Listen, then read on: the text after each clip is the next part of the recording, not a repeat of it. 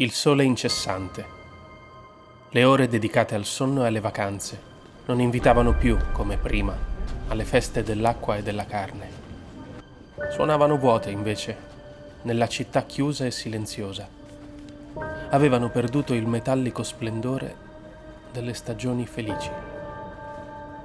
Quanto l'uomo poteva guadagnare al gioco della peste e della vita era la conoscenza e la memoria. La peste aveva ricoperto ogni cosa. Non vi erano più destini individuali, ma una storia collettiva, la peste, e dei sentimenti condivisi da tutti.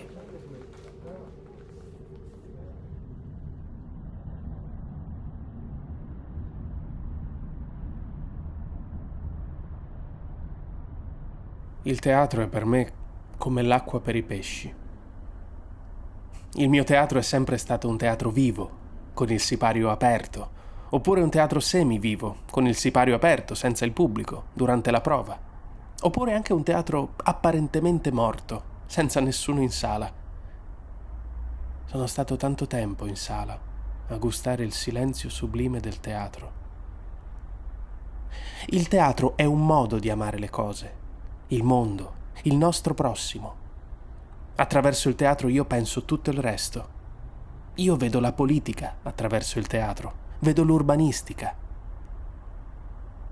Ho creduto e ho vissuto per il momento fragile, insostituibile della comunicazione teatrale.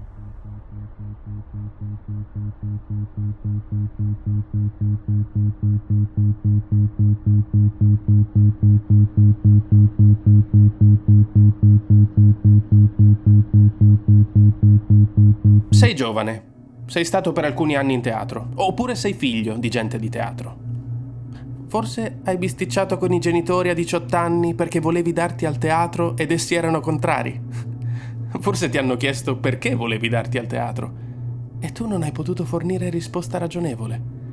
Perché ciò che volevi fare, nessuna risposta ragionevole può spiegarlo. Volevi volare. Forse avresti fatto meglio a dire voglio volare, anziché pronunciare quelle parole spaventose, voglio darmi al teatro.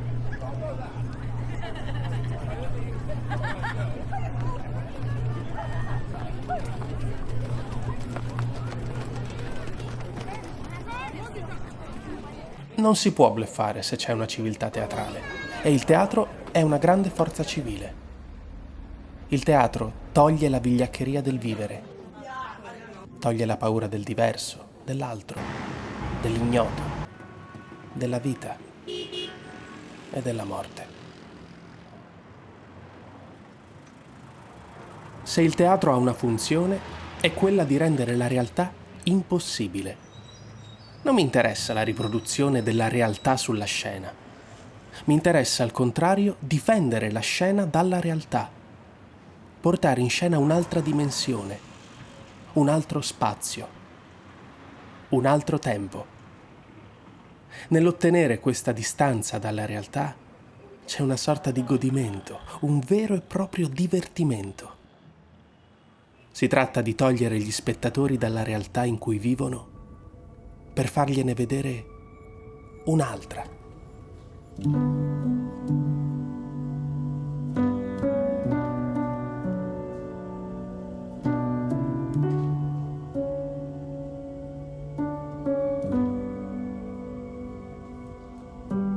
L'atto teatrale è un lasciare andare. La risata e le emozioni intense liberano l'organismo di parte delle scorie. Quindi non soltanto non lasciano tracce, ma svolgono la funzione opposta. Puliscono e rinnovano, come tutto ciò che purifica.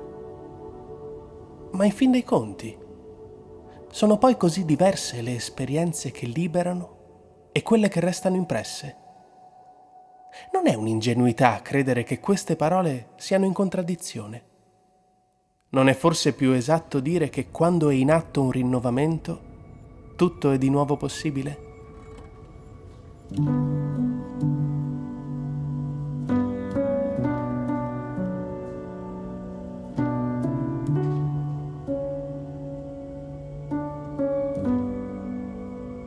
Io so e non so perché lo faccio il teatro, ma so che devo farlo, che devo e voglio farlo, facendo entrare nel teatro tutto me stesso, uomo politico e no, civile e no, ideologo, poeta, musicista, attore, pagliaccio, amante, critico, me, insomma, con quello che sono e penso di essere, e quello che penso e credo sia vita.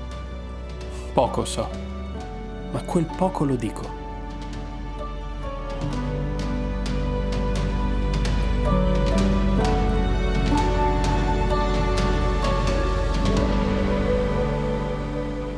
È stata un gran flagello questa peste, ma è anche stata una scopa. Ha spazzato via certi soggetti che, figliuoli miei, non ce ne liberavamo più.